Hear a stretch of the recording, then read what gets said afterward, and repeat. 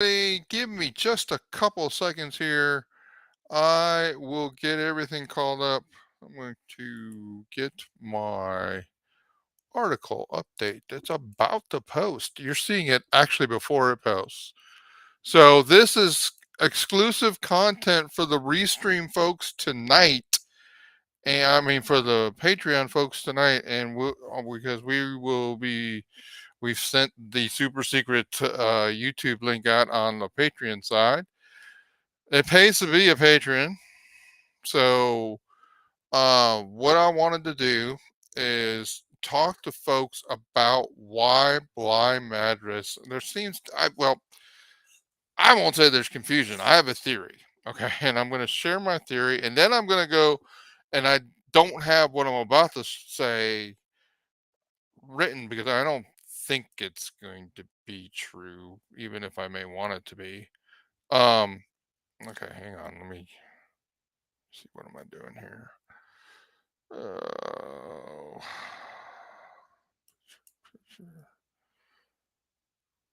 How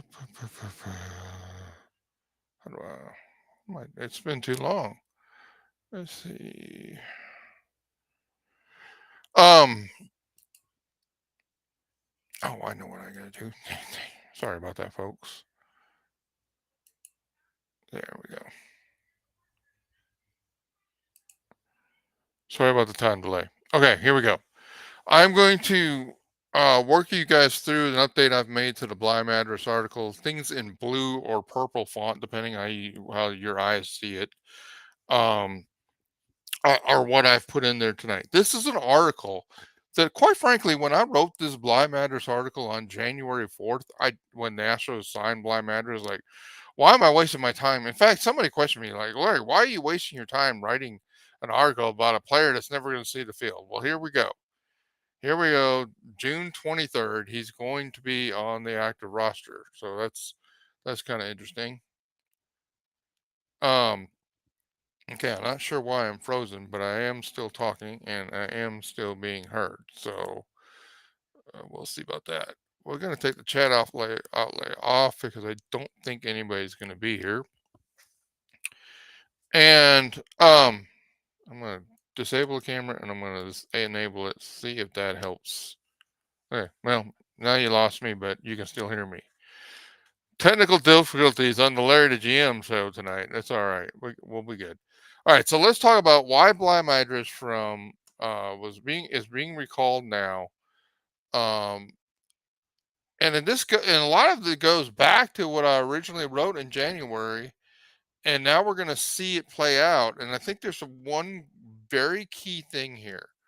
So notice that I gave you guys the stats of where Bligh Madris had played in 2022, and now I've added the line for where he has played in 2023. You notice that there's a really good split for Bligh Madris to be being played at first base and right field and left field, with a smattering of starts last year in center field. I don't really think the Astros think of Bligh Madris as a center fielder in any way, shape, or form. And quite frankly, they have uh, at least three players that they can play in center field long before they would have to ask Bligh Madris to do so. Okay, so over the offseason, or when in January when they signed them, he's actually projected to be had a pretty well. He had a. They asked the question like, is Bligh Madris any good, Larry? And the question is, well, it depends on if you believe his minor league stats or you believe his short or his 123 plate appearances in the majors, because it was terrible in those plate appearances. But over the last couple of seasons, he's been really good in the minors. So this year, the if you notice the numbers here, so the purple here is what he is this year in 281 plate appearances for Sugarland. And I need to do some research because I think the Sugarland Stadium is a um relative pitcher's park in the Pacific Coast League. I'll say it that way. So if you compare his OPS in the previous two seasons, 828 to 809. That's not a huge difference. Uh, the WOBA almost exactly the same, but because the hitting environment in the PCL has been, quite frankly, wild. Uh, those same numbers only translate to a 93 this year versus a 120. So they're saying that relative to his peers, he's been okay. He's been, and from a AAA standpoint, this is not profiling a player that you would be desperately wanting to bring to the major leagues. It's not like he's forcing his way onto the team. I would say to the Astros are saying, well, who can we bring in that can give us something? And we'll talk about what that is in a minute. But the projection stats, and I show the projections. So in January, the projections projected, and I called Bligh Madris essentially the replacement level player, right? Well, now those projections are saying, no, he's really more of a pretty much a bench player, and that's fine. That's what we're probably going to use him for. I don't suspect Bligh Madris is going to get that much more playing time than Cesar Salazar, to be quite honest with you. He might because of the position stuff we're going to talk about.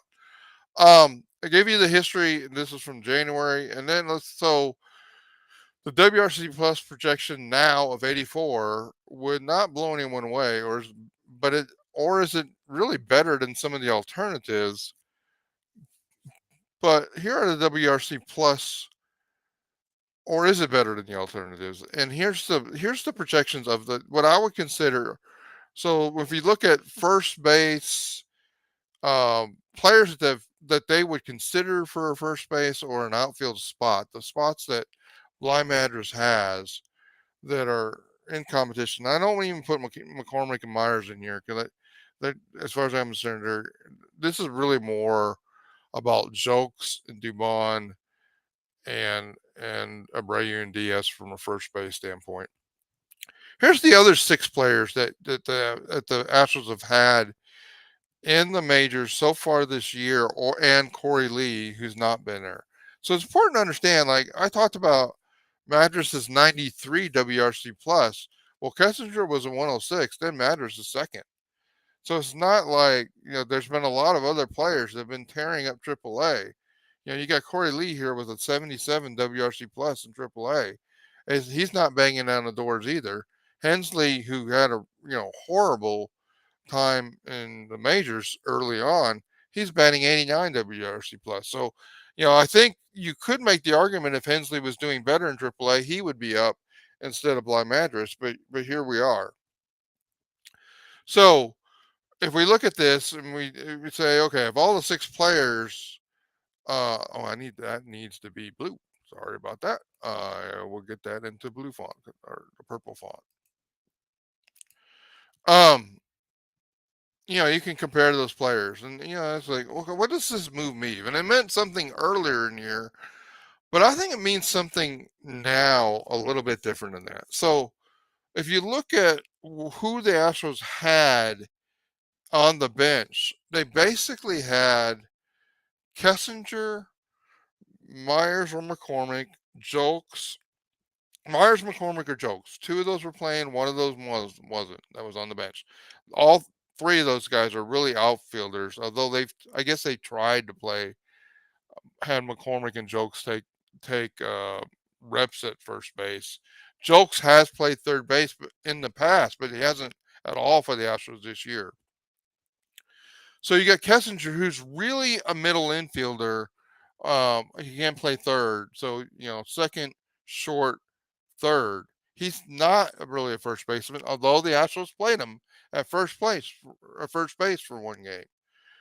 And I think that kind of indicates the story. I don't think the Astros are real happy that they put themselves in that position with Kessinger, or even having Dubon play first base. Neither one of them looked all that comfortable playing first base. Let's take a player that's actually played first base, which is Bligh Madris, right? This is a player that's played 39 games, started 39 games over the last few years at first base. He's much more capable of playing first base than any of the other players we talked about. So with that, so I think the best way to think about the Astros roster with this move is there's three tiers. There's six players that I think are going to be playing almost every day. Now we can argue whether or not they should be playing every day or not, but I think it's going to become that. So Altuve, Bregman, Tucker, Pena, I think everybody would agree on. I think everybody would have some disagreement about Abreu, and I'm telling you, I think with this move, Diaz is going to play more, but it's not what you may be expecting. Then I think there's five players that are available as part-time starters. So three of these five will be playing, and then two of them will be available as a pinch hitter. Okay, obviously when Maldonado is not playing or not starting, he's not really available as a pinch hitter because no one would pinch hit with Maldonado. But okay, so you got Dubon, Maldonado, Myers, McCormick, Joe. So two of those players are in the outfield with Tucker, and then and then Dubon would filter in one of the infield spots and give Altuve, Bregman, or Pena a day off. So I think that's what you're going to see going forward. Now, notice I really didn't talk about the first base replacement, first base situation yet. I'll get to that in a minute. Defensive replacements. So you have two distinct defensive replacements now. And I think this is the most important thing to understand about the Bligh Madris move. Bligh Madris plays first base and outfield. As we talked about, he's played more first base than any of the other options. With maybe you could make the argument Hensley would be on the same level. Kessinger plays shortstop, second base, third base. Is not really a first baseman. So you got those two guys. Now, obviously, Dubon plays all those positions too. Obviously, Abreu plays first base, and obviously Diaz can play first base. This is a second tier, second replacement. Think of them as we talk about a third. Everybody's freaking out there's no third catcher. The Astros, I think, were freaking out. Well, there's no second shortstop if Altuve bats. There's no, I mean, or if Pena. I'm sorry. If there's no second baseman if Altuve DHs for a day. Well, now there will be. There'll be a second and a third, and most days a third second baseman. The second one would be Dubon, Altuve first, Dubon second, and Kessinger third. First base, Abreu first, or we'll talk about that in a minute. Diaz second, and then Madras third. Each one of those positions actually gets a third player, and I think they're about to do something. I guess most of the fan base aren't thinking about. So the issue with the third catcher, let's talk about that for a minute. So people want to talk about the third catcher, the third catcher, the third catcher. The third catcher doesn't really no. Most teams don't have a third catcher because most teams are not DHing their catcher. So what happens if we stop DHing Diaz? Well, people may say, Larry, you're the one that's been saying they should play Diaz. They should play Diaz. I didn't say they shouldn't play him. I said, what happens if they stop DHing him? What if, well, I know I saw Dusty Baker talk about having Abreu DH a lot more because he felt like he was playing him in the field too much. And when he looked back at the Chicago White Sox statistics from last year, and he's right. Abreu played a lot more DH last year. I think they're actually going to make that even further. Because Abreu is not a horrible first baseman, but he's in the bottom 1/3 of the league, guys. I mean, I'm just being real, okay? He's not the defensive first baseman. He's not. Maybe in the bottom quarter of first baseman.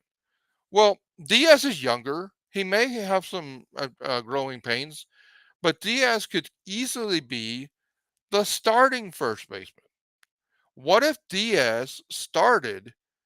What if Abreu DH 70, 80% of the time and maybe played first base the other 10 to 20%? Then you have Diaz being the primary first baseman, 50 to 70%, maybe even up to 80%. Then you let Madris have a spot start at first base. So that's what I think they're going to do. Now you may say, Larry, what if Diaz is playing first base that much, he's not going to be available as catcher. Well, there's no reason. I mean, I just talked you through the reason they being my Bligh Madris here is that when Abreu is DHing, Diaz is starting at first base. If there's an issue, then either at catcher, then when Diaz has to go play catcher, or at with Abreu, I mean with Diaz himself, then Bligh Madris can play first base.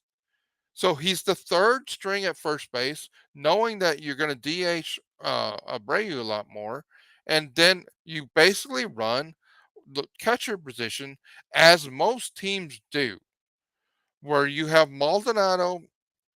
At, as much as it pains me, if Maldonado is the starting catcher, let's say he's starting catcher 60, 70% of the time. That's what he's been. Now, if they change this and they move it down to 50, I would be well in favor of that.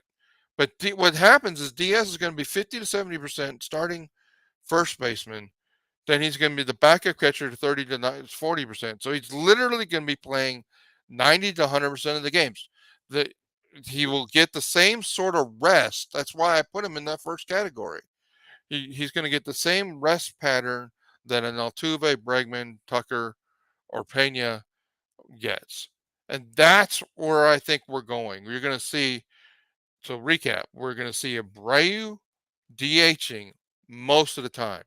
We're going to see Diaz starting at first base most of the time. And therefore, what they needed was not a third catcher, they needed a third first baseman. And that's why Bligh Madris is here. Okay, so that's the short of it. Now there could be other ramifications. I'm going to say this now in case it happens. I don't think it's going to happen. But the other thing, I have full disclosure. My very first thought about this was they are going to cut Maldonado. Guys, you can follow my Twitter. You know that I've produced stats. Martin Maldonado's negative 0.8 WAR is in the bottom 5 to 10 in the league. They do not have a long-term financial commitment to Martin Maldonado. If they decide that he's, that WAR level is unsustainable, which it is, and just so we're all on the same page, you can go to the you can go to the Maldi hot seat article. You're going to get this. You can get this in detail. The Maldi hot seat article talks you not only through the offensive issues but the defensive issues for Maldonado. And guys, it's Martin, and you can also see this on the Maldonado um, roller coaster. His defense has been the worst it's been since he was a rookie, and so there's no true justification for Martin Maldonado as a defensive player and an offensive player. And if you want to believe that he's somehow the pitcher whisperer, that's not really showing up in measurable stats. So I'm not really here to blow Martin Maldonado under the bus, but it is possible that they will take a look at this situation, and this could be what's happening with Bligh Madris could be the first step to essentially bringing Corey Lee in and splitting the catching time, similar to what I talked about with, except you would have more, you would have like more 50-50 Lee and Diaz. The problem with that, as I said earlier, Lee's not tearing up AAA. Every time he goes to play games in Colorado or Utah, his statistics get a bump. But overall, he's not been all that great in AAA. Is it just a situation where he's tapped out and doesn't really, not getting what he, not getting, it's not clicking for him AAA? It could be. Okay, but there's so two potential ramifications. I do not believe it's going to be the Maldi's going to get cut and they're bringing Corey Lee in. But I just have to say that is at least a more that remote possibility may have doubled in odds. So maybe it goes from 5% to 10. Because if this team has made a decision to run with two catchers, it doesn't really make sense to do that if your secondary catcher is DHing 70% of the time, which is what he was doing. Um, so I think what I'm telling you is going to happen is much more likely to happen. All right, guys. So that's it. I'm going to shut down the video. I'm going to post this update to the article. People can read it in the article. The Patreons, you get it tonight, and then the general public will have it tomorrow, and I'll probably put the link in the article actually for the video there.